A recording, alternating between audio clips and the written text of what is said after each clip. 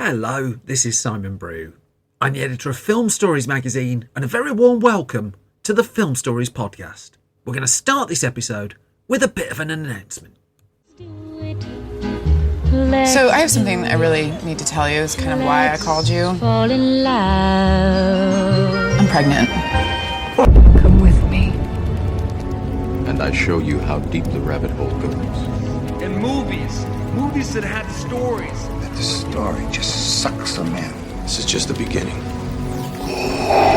Stories. We would be honored if you would join us.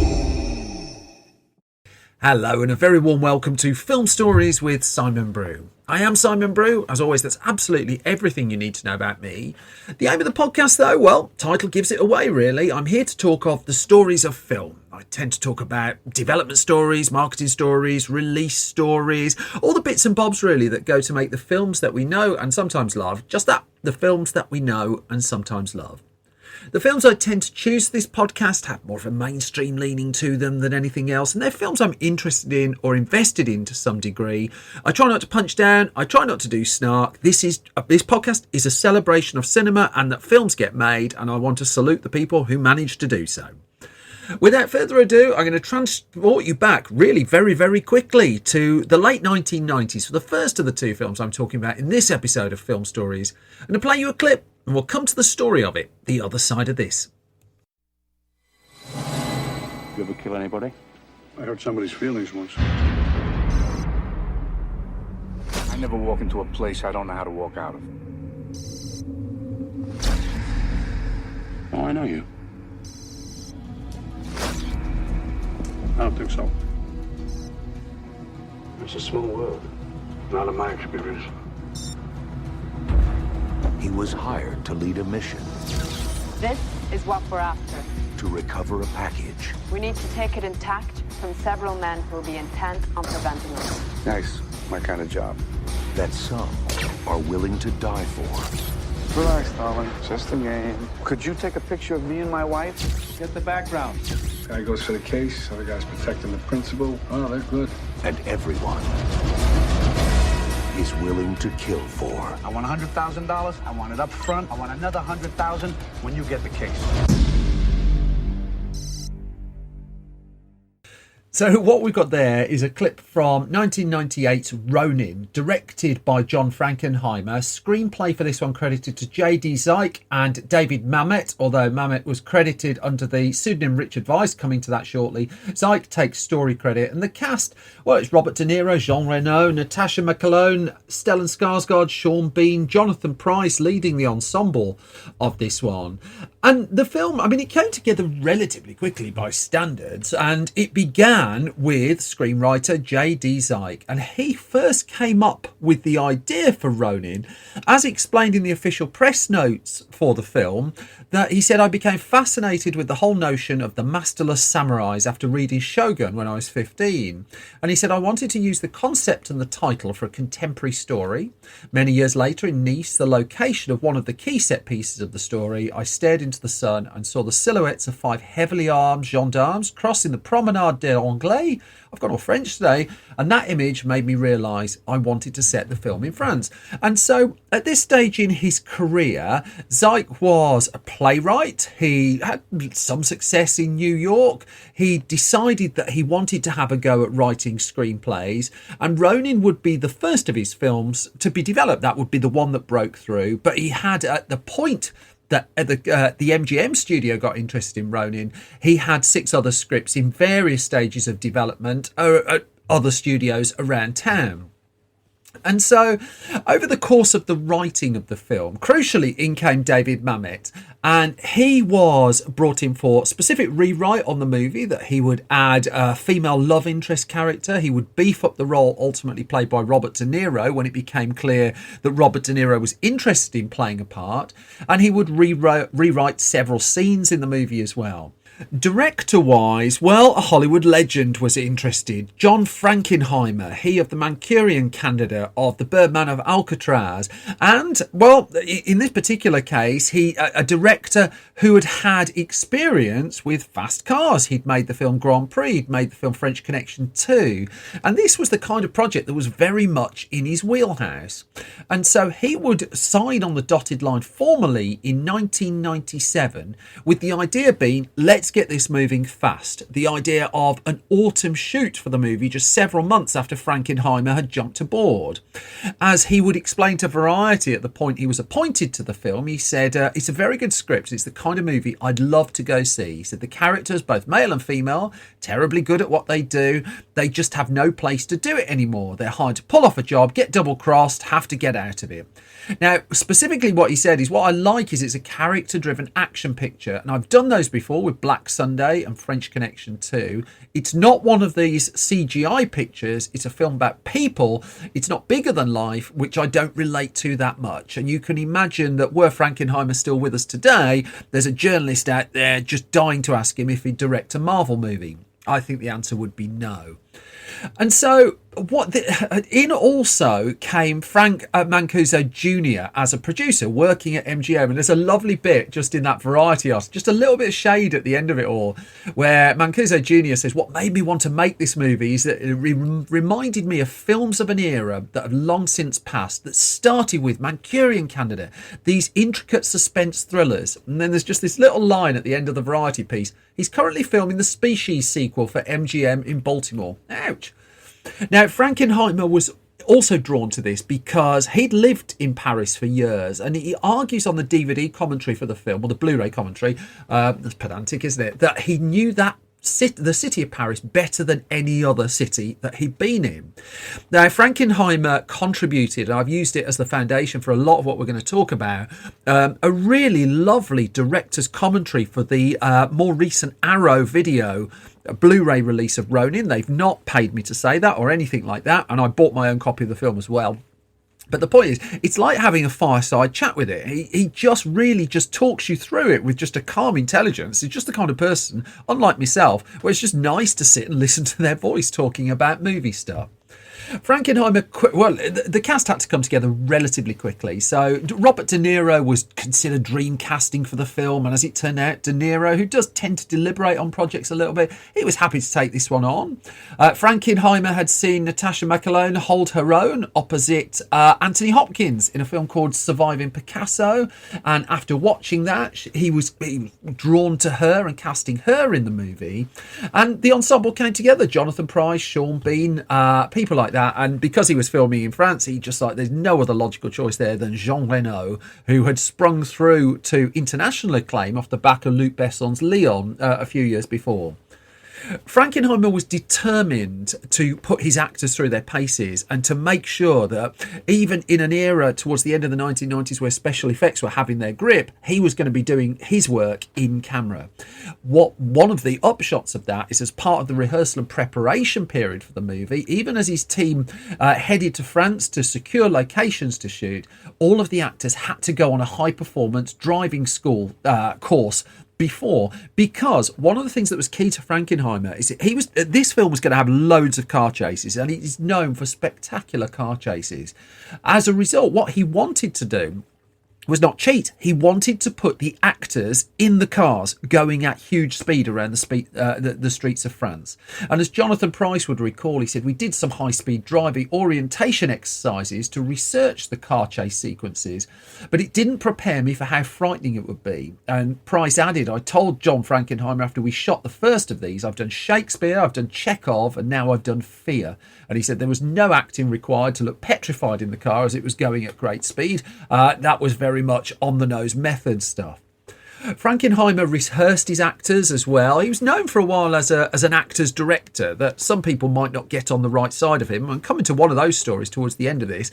But in terms of his ensemble, he'd attracted an ensemble, a quality ensemble, and the general consensus was they enjoyed working with him. So filming would begin in the end on Ronin on November the 3rd, 1997. It would be on location in Paris. There would be a 2-week Christmas break. The film would also go in and around France as well before it came back and completed its filming in early 1998.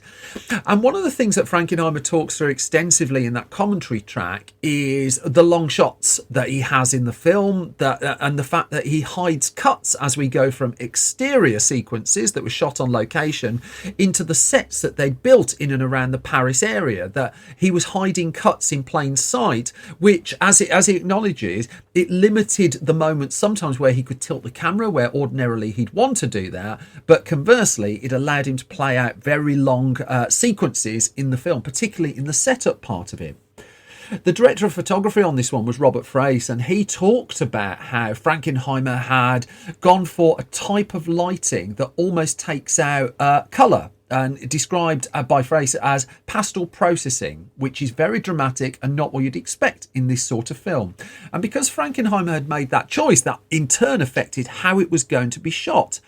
Because one of the other things was that Frankenheimer and Fraser moved towards using a Steadicam to get, in their words, half of the shots in the movie, because its mobility allowed us to constantly follow the actors. And in turn, it gave the film, in their words, the realistic look of a documentary. They knew going into this the style of the film that they were looking to make, how they were looking to do it. And I mean, they had to adjust their techniques a little bit to accommodate this. Robert Frace talked about how they could have used a dolly and rails for their filming, but he said that would have taken much longer to set up, would have required time-consuming rehearsals, and thus that's where they went with a Steadicam, where basically the camera is mounted to someone rather than them having to set up all the track for it to go along. That's a very rudimentary explanation of camera stuff for people who don't know it, and there are experts out there who can do this a lot better than me. Now, Frankenheimer was very much at home amongst his actors, and he would describe that this, along with the films George Wallace and The Iceman Cometh, were amongst the best ensemble casts that he worked with. One of those movie star ensembles in his eyes that just worked. And he was continuing to really put across just what film he wanted this to be. So he was taking bright colours out of the film as he shot it. He wasn't just using techniques to do that. He was doing things like, there was a mandate that no extras in the film, and there were a lot of extras, were allowed to wear bright colours. Anything on location, and there was a lot of location work that was bright, had to be covered up. So they did these practical things, as well as using a process on the film as well to reduce the colour hues within it, in Frankenheimer's words, all without damaging the quality of the first generation film too.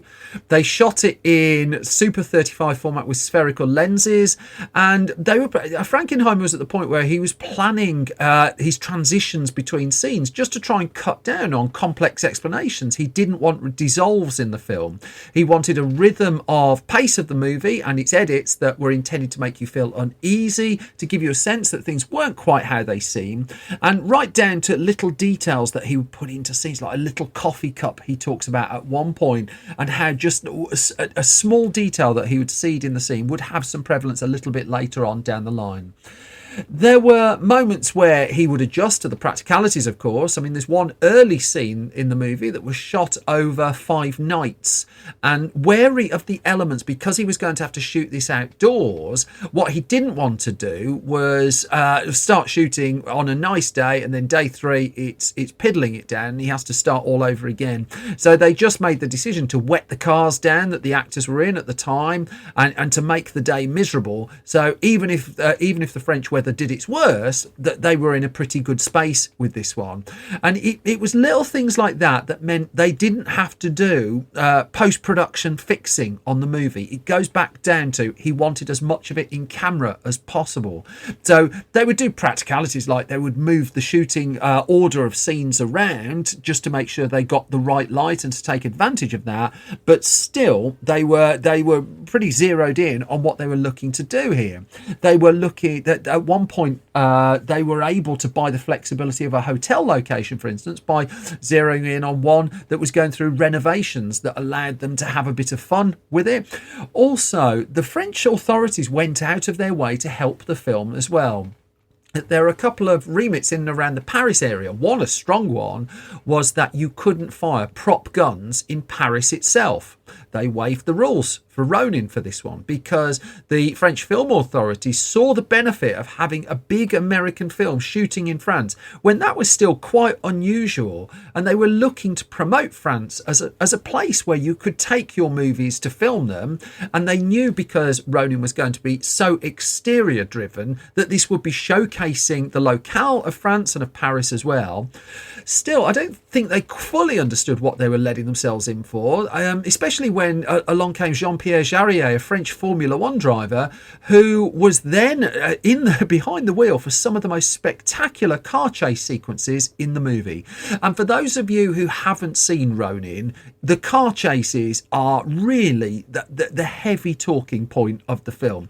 Whatever you think of the plot, whatever you think of where the plot ends up, the chases are absolutely exhilarating. I went to see it when it came out, having no idea what to expect, and they're proper armrest grippers. But the reason for that is that even though Frankenheimer knew the movie was going to shoot in and around the streets of France, he wasn't going to compromise on things like the speed that the cars were going at. So they were bombing cars at 100 miles per hour through residential streets effectively, and they were bringing in expert drivers such as Jarier to pull off these really intricate and complex driving sequences that they were putting together. And let's go back to what I was talking about before. The actors were in the cars for some of these scenes as well.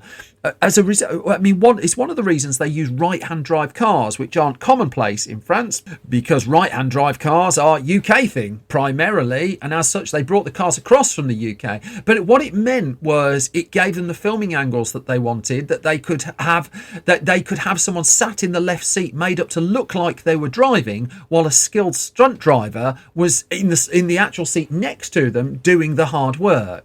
They also used lots of tricks, like for close-up scenes of the interiors, cars would be chopped in half, they'd be dragged through the streets behind other cars that were being driven by stunt performers.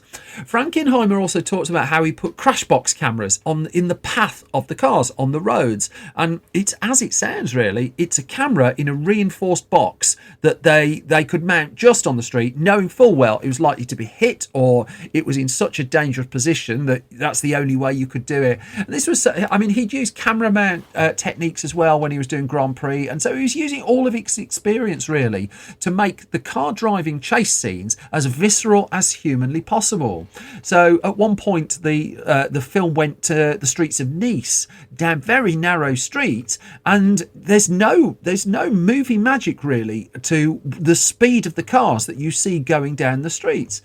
Now as the film built towards, I'm going to spoiler light, the final chase sequence, there was up to 300 stunt drivers were being deployed for it. They were burning through BMWs and Peugeots in the process, and again the speeds were right up 100 miles per hour. Frankenheimer was in the cars as well, and this was down again to the stylistic choices that he made. This is reflected in the violence that you see in the film as well, because Frankenheimer didn't want slow motion. He wanted this to play out, and his argument was that violence in real life happens fast. If there's a gunfight, there's no slow motion, there's no stylistic things, there's no diving behind barrels and your hair just flowing in the wind.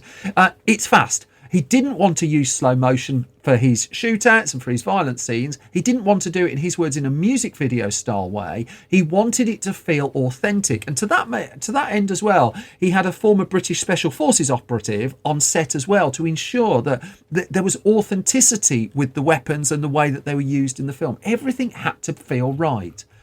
Now, because so much of this was being done in camera, that also meant a whole lot of preparation. And so there was a lot of storyboarding before they got to the streets of France. And when it came to the big action sequences, that's when Frankenheimer would deploy multiple cameras to capture the footage. And where necessary, he would deviate from the storyboards to get just what he needed, but it was all planned in advance. And as a result of that, it meant there was only one scene in the film that they needed to shoot against green screen. in the whole movie, and everything else is done for real. And Frankenheimer argues it was for scheduling reasons they had to do this as well. And Frankenheimer argues you can spot it an absolute mile off in the film. I'm not going to tell you what the scene in question is. Let's see if you can spot it. But once Frankenheimer is talking over it and saying, "Look at that," it's pretty hard to miss. There were a lot of individual shots done in this movie. There are over 2,200 shots, again, with no CG. At one stage, 2,000 extras were required for certain scenes. And Frankenheimer was quite tough with extras by the sounds of it. And he was just drilling into them that it only takes one person to ruin the scene when you're an extra background artist. There was a moment of first aid where Robert De Niro is treated for a wound in the movie. I think I can get away with that. And again, Frankenheimer wanted this to be seen. He wanted it to be real. They had a doctor on hand, inevitably, to ensure that what was being done on screen was right. But also, you'll notice a mirror in that sequence if you watch it. And the reason they put a mirror there is so you can pretty much always see De Niro at all times, that even when you're cutting away for the really gooey stuff, there's the actor in frame. First unit in the end on Ronin wrapped on March the 3rd of 1998. So if we go back to when filming began on that one, this had been nearly it'd been a 4-month shoot with a 2-month break in between. However, it wasn't complete, because that was just for the first unit. Now, the second unit, which takes away most of the main actors and instead gets loads of insert shots and action stuff and bits and bobs, well, that required another 23 days of shooting. And unusually, John Frankenheimer directed the second unit on this as well. Usually that's handed over to someone else. But because he knew stylistically just how this had to be, he decided this was one he wanted to do himself. So by the time we got to the end of March, finally, Ronin was in the can. Now, editing went on and the film was gradually put together, but the controversy that hit the movie in post-production was actually, we have to go right back to the start of the story for that. It was over its writing and the arbitration of writing credits, which involved the Writers Guild of America. Now, if you're unfamiliar with this, if multiple writers have worked on a project, they can submit their case to the Writers Guild of America, which will then decide, that's the WGA, which will then decide how credits are put across in the final movie. Now, this is important not just for an ego point of view, but also that's where the money kicks in. If a film makes money for a long time and gets residual income for that, for those concerned, well, if you've got a writing credit, you're going to get some of that. If you haven't, you're not. So David Mamet at this point had just come through a Writers Guild of America arbitration already for the film Wag the Dog that he made with director Barry Levinson. And on that particular case, another writer had been arbitrated as having top billing in spite of protests from the director of Barry Levinson, Wag the Dog.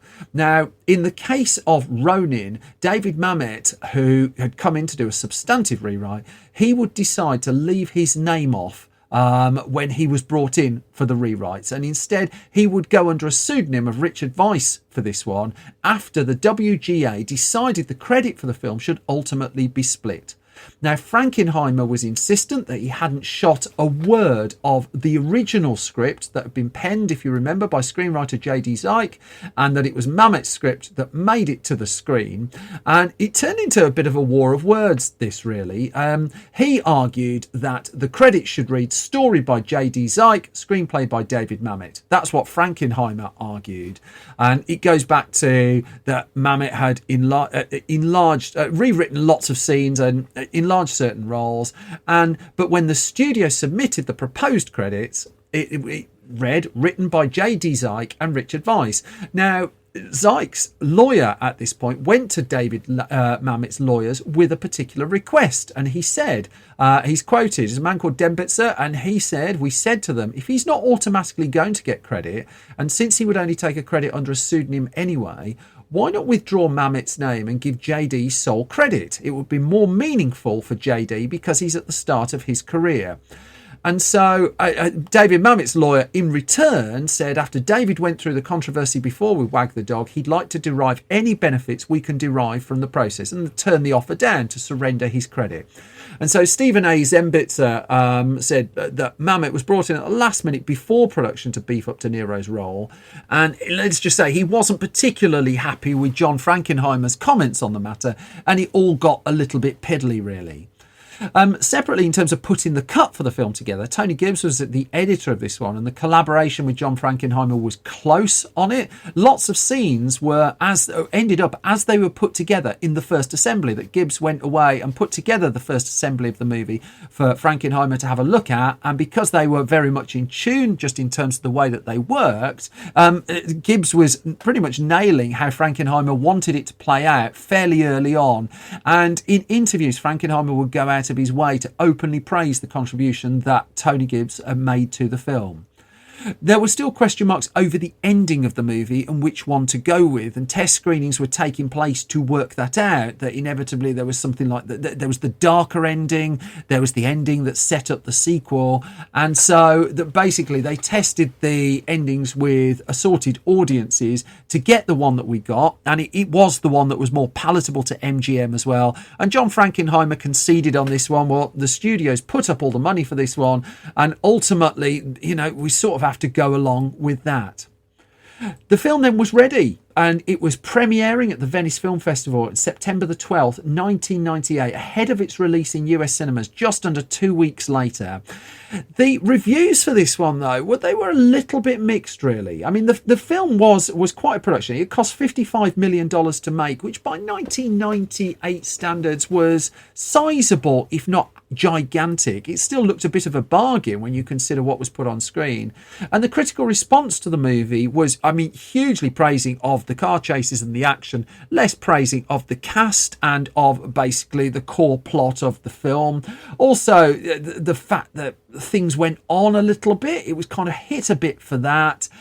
And ultimately, if I could sum up the response to the film from critics, it would probably be something along the lines of they thought it was okay. So it went before cinemas, hardly off the back of people banging its drum very hard, and it opened in the US on September the 25th to the 27th, 1998, with an opening weekend of $12.7 million.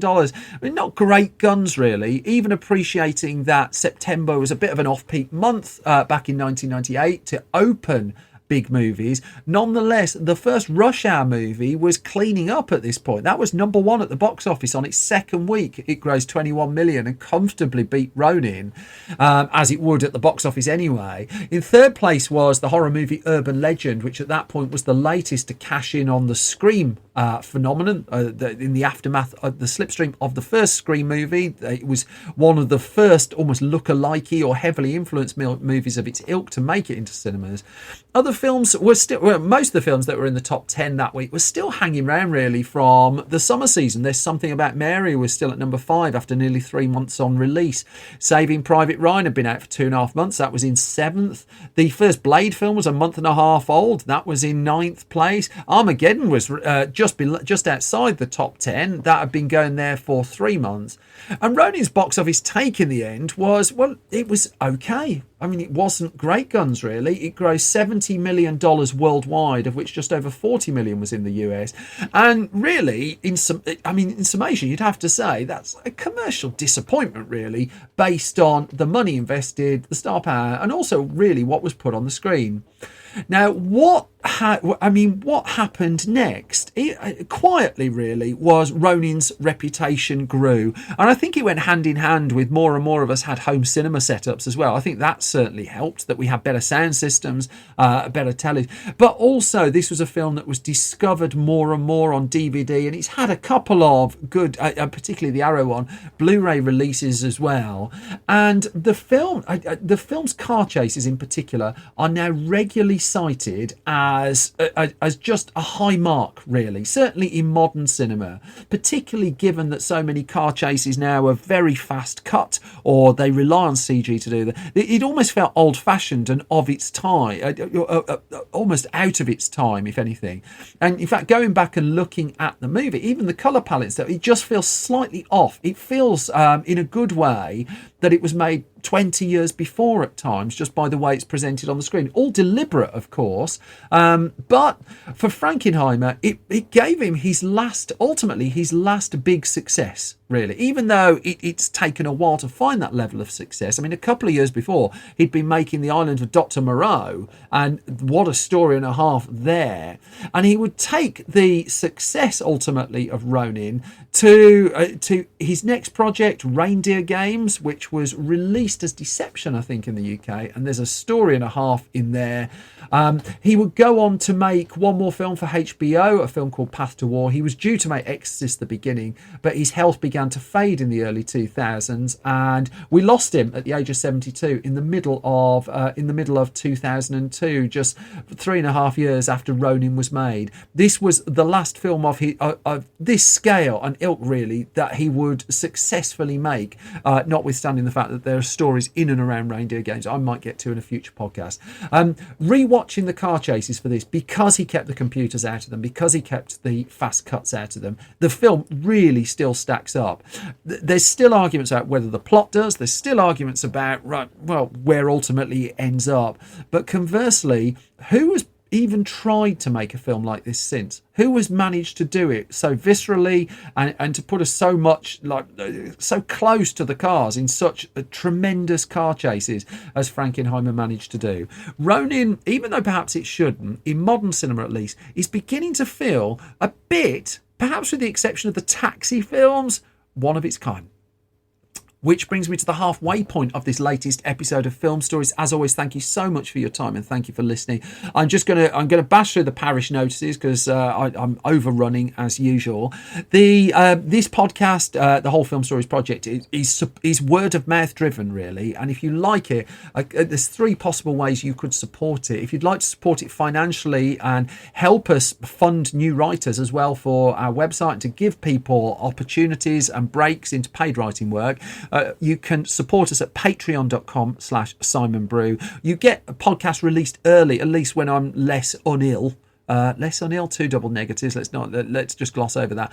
At least, so the podcasts tend to land early there, and you get gossip of what we're up to and bits and bobs there as well. Occasionally I'll put a few extras on there too. That's patreon.com/Simon Brew, or stroke and, I don't mind really. If you can subscribe to this podcast wherever you get your podcasts from, that helps enormously. If you can ideally leave a hugely positive review as well, that helps enormously as well. What I'm going to do now, though, is I'm going to fast forward a few years to another big hit that had a little bit of a furore in post-production. I'll play you a clip and I'll come to the story of our second film in this episode just after this. So you're not even going to tell him? No. I don't have to tell him. It's illegal for them to fire me over it anyway. And I get 3 months maternity leave if I stay, so I'm just, not going to tell him.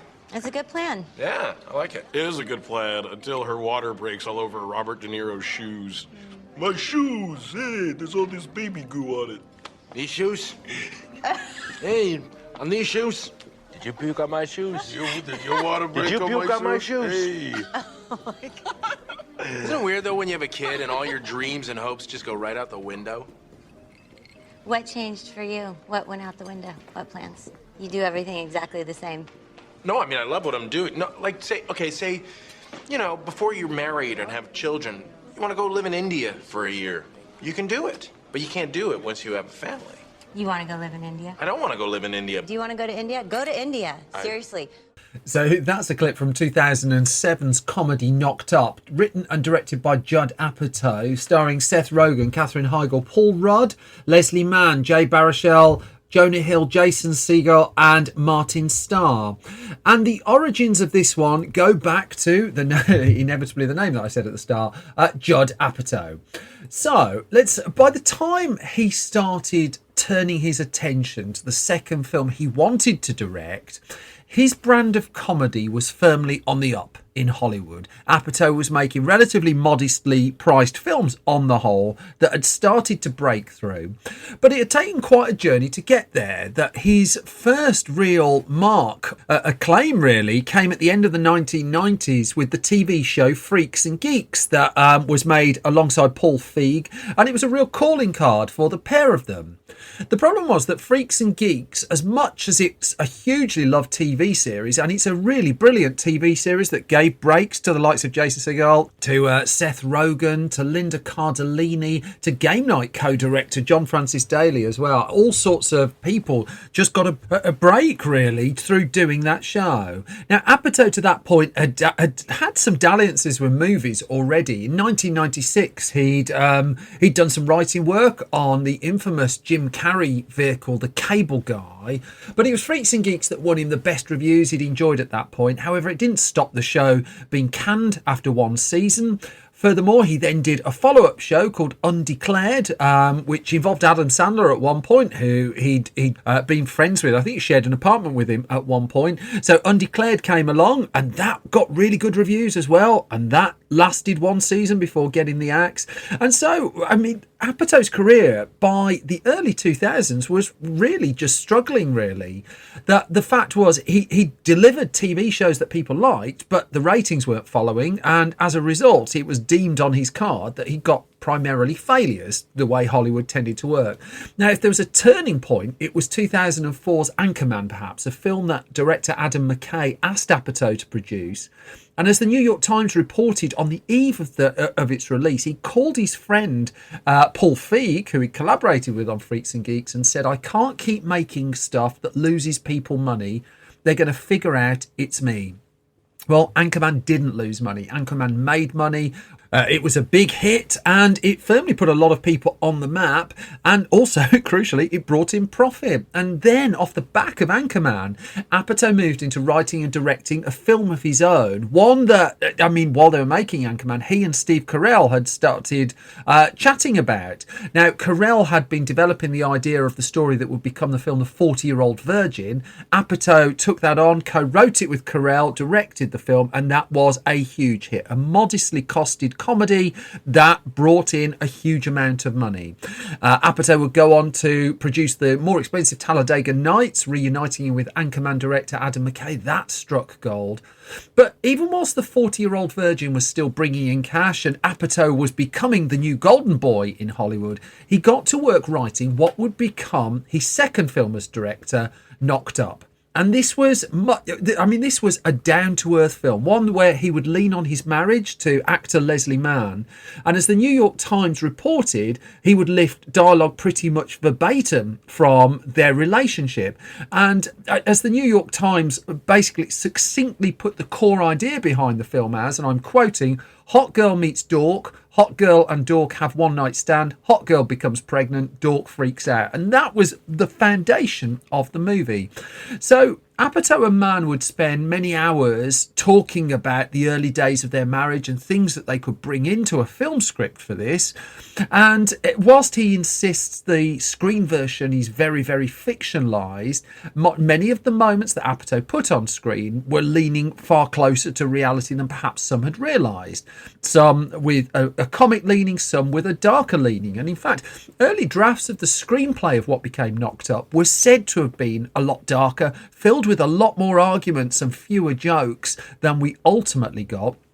Nonetheless, as Apatow worked his script and he started juggling a whole host of projects, many of which he would produce, some he would write, fewer that he would direct, he got to a point where there was something that he could pitch. Now, Apatow was wise to the ways of Hollywood at this point, and so he decided to lowball a little bit, because he figured if he went to a studio with a 9-figure budget for a film, he wasn't going to get control. And what he decided instead to do was to pitch Knocked Up as a film that would cost some $30 million to make, because then he had a chance of A, getting that through a studio, although studios were very keen to work with him at this point, and B, also crucially, getting creative control over the movie. And thus he went back to the door of Universal, where he'd been enjoying success, and he said, here is this package, here is this film. It's going to cost you $30 million to make. The condition is that Seth Rogen has to star in it. Now, Seth Rogen was not at this point a Hollywood leading star, and he's built that career since, but this was seen as a gigantic gamble. As a result, Universal, on the one hand, they would get a cheap film, really, by the standards of, because I mean, this was released in high season, so by the standards of those movies, it was an economic film, but it had to bite on the fact that it would be headlined by someone who was an unknown quantity as a box office draw. Now, this was as much a surprise to Seth Rogen as it was to Universal. As Rogen would describe it, Judd was deciding what to do after The 40-Year-Old Virgin, and he was very elusive about it until one day when we had a meeting about another movie at Universal, and he just pitched it. And Rogen said, I was just sitting there, and he said, we want to do this movie Knocked Up, where Seth gets a girl pregnant after a one-night stand. And Rogen couldn't believe it. I mean, he was absolutely in and wanted to do the project, but he was knocked sideways by the fact that it was pitched hinging on him at that stage in his career.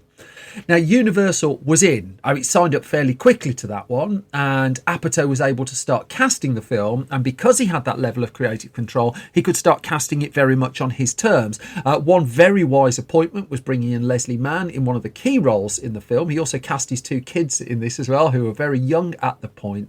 But he would lean on the ensemble that he pulled together for Freaks and Geeks, and a collection of people that he got to know. So in would come people like Jonah Hill, Martin Starr, Jay Baruchel, Jason Segel, and he would, as he cast them, bring them to his house, listen to them talk. He would listen to them improvise, come up with ideas, brainstorm, and as they told stories of their lives and as they started piecing it all together, Apatow will keep refining the script and bring in stories that they were coming up with from their youth. It was, though, a very blokey cast, this one. It's a very male-driven comedy. This would come back, I mean, this would bubble up after the release of the film as well. But finding the female lead was going to be a little bit of a challenge for this one, not least because one of the things that Apatow was insistent he wanted in the movie was a very graphic birth scene for the film. And that wasn't a massive attraction, really, for an awful lot of people. But still, it was still, there was still a draw to working on a Judd Apatow comedy backed by Universal that had a green light and was ready to go. And so the first choice for the role was, for the role of the female lead in the film, well, it was obvious, is Anne Hathaway. And she, in early 2006, duly signed up to appear in the film. And she'd broken through off the back of movies like The Princess Diaries, Brokeback Mountain. She'd been making this film called The Devil Wears Prada. Wonder what would happen to that. But here was the lead role in an R-rated Hollywood comedy backed by a studio. But her commitment to the movie didn't last that long because creative differences bubbled up. And in fact, she was a month or two ahead of the release of The Devil Wears Prada when she decided that this was not the project for you. And it would be Apatow who would reveal why a little bit further down the line, telling the New York Times Hathaway dropped out of the film because she didn't want to allow us to use real footage of a woman giving birth to create the illusion on screen that she is giving birth. She wasn't comfortable with it, and so she moved on. What they did was they went back to the audition tapes to see who else they could find. Now, one of the things that was absolutely crucial to the casting of this is it had to be a couple who in no way would look like they would end up together and have a child together. The film hinged on this. And so what they saw was an audition tape from Katherine Heigl, who at this point had she'd done little bits of movie work, but she was best known for a pair of TV shows. There was Roswell, and then in particular Grey's Anatomy, and she clicked. There was something there that absolutely worked. She auditioned, she fit the bill, and certainly she fit the criteria that she and Rogen, in the view of the filmmakers, looked like people who should not be having a baby together. And thus the cast was in place, the Universal money was in place, the script was in place, and Apatow was good to go on his sophomore directorial effort. Filming then began in May 2006 on this one. And what Apatow chose to do was shoot in Los Angeles, not too far from his home. But the idea was he would be able to at least get home for dinner there wherever he could. His family, even though they were working on the film, was a young family. And when Jason Blum set up Blumhouse Productions and the low budget films that he was looking to do, one of the ways they were able to lure lots of stars into his modestly costed films was, we'll have you home for dinner. We'll shoot them primarily in and around Los Angeles. And okay, Blumhouse has expanded a lot since then. But there was sort of that contained feel to Knocked Up as well, that they were going to shoot close to home with a couple of little exceptions. So despite Apatow's best efforts, they were still working 12-hour days. It was still a film that was challenging to put together. There was one segment of the movie that led to them leaving Los Angeles right at the end of production to go and shoot at a Cirque du Soleil show in Las Vegas. And that was something they were looking forward to, almost like an away day road trip, really. But again, a couple of days of work and the late nights of hard partying actually ended up with people sitting around having a conversation. The problem they found with shooting in Los Angeles was it was a very hot summer. And there were an awful lot of days where they were shooting in near 100-degree heat. I should point out that's Fahrenheit, not Celsius. That would be a whole different film otherwise. But still, it was a far more taxing shoot than they'd been expecting. And there were reports of heat exhaustion. They were working long hours out in the open at times with the sun beating down on them. Also, there was a whole degree of multitasking going on with this one because Apatow's Hollywood empire, if you like, was building up, and that ensemble of people around him were getting more active in development themselves. Seth Rogen, for one, was working with a producing and writing partner, Evan Goldberg, with whom he's gone on to make an awful lot of films. And the pair of them had been working on a long gestating project that had been going back years for them, called Superbad. Now, Superbad, which I'll come to at some point in the future, is a film that ultimately Jonah Hill would star in. But while they were making Knocked Up, Apatow was producing Superbad. Rogen and Goldberg were watching audition tapes for people who could appear in that, and there was a sense that all sorts of projects were on the go here. This was in much the same way, here's a crossover, that John Frankenheimer went for authenticity and in-camera stuff with Ronin, so they wanted to do that with Knocked Up. And one of the core storylines of Knocked Up is the fact that there is a pregnancy at the heart of it. So Katherine Heigl had to wear the physical visual effect really for this one. They decided not to do it in computer, and they brought in Matthew Mungle, who has won Oscars and Emmys for his makeup effects, who would make up moulds for a 3-month pregnancy, a 6-month pregnancy, and a 9-month pregnancy bump, which Heigl had to wear at various different points throughout the film. They went into the press kit goes into a little bit of detail on this about how they made these pregnancy tummies with. They describe it as hollow, filled with polyfoam, and painted with an opaque look before the fine details were added.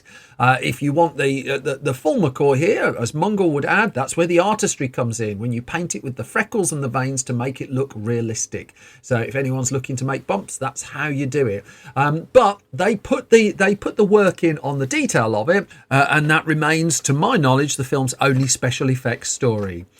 There was a sequence where they went on a roller coaster at Knott's Berry Farm as well, and it's fair to say that Jay Baruchel is one who did not enjoy this at all. As Seth Rogen would say, Jay was horrified of roller coasters. He even got on once and had a full-blown anxiety attack on film, which Rogen said would provide me with entertainment for the rest of my life. I don't think he meant that in a nasty way.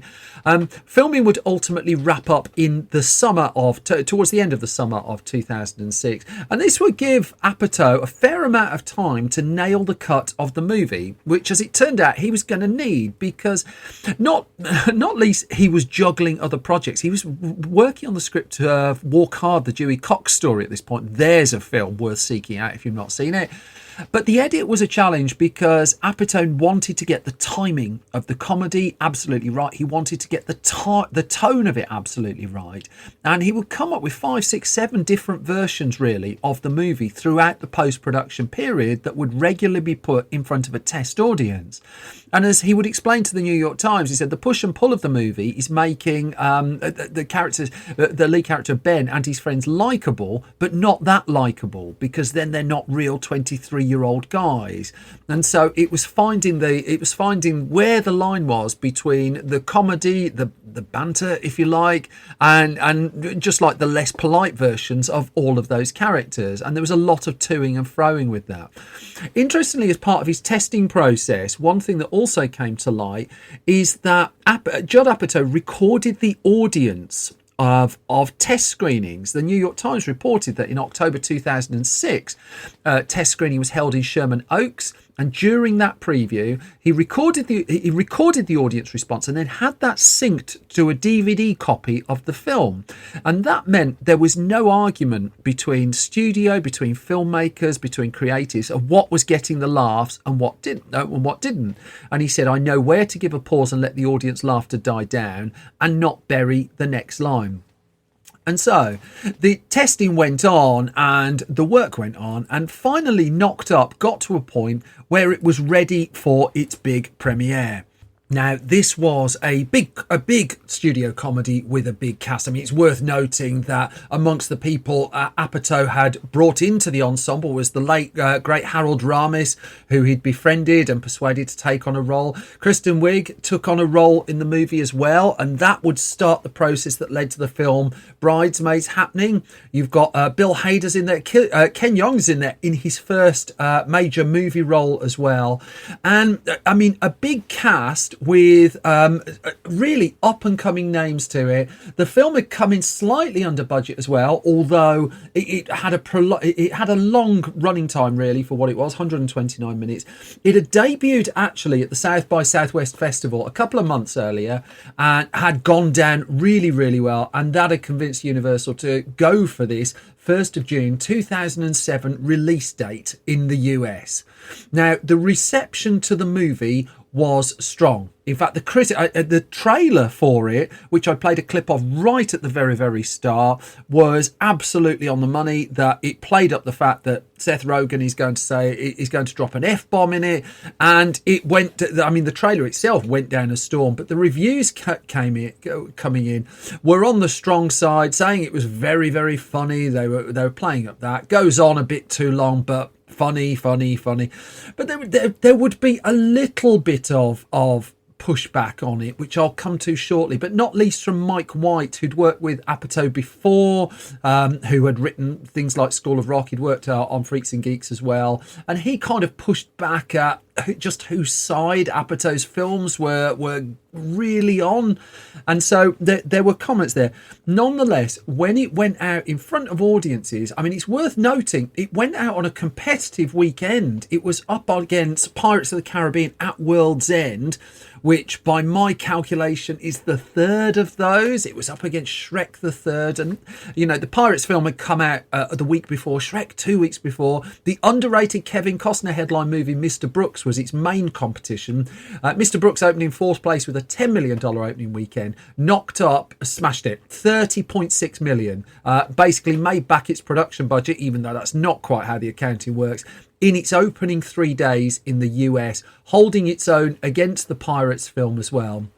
And then, to the delight of Universal, the film would hang around for a good deal of the summer as well, even as the competition rolled in, that it would go on to gross $148 million in America.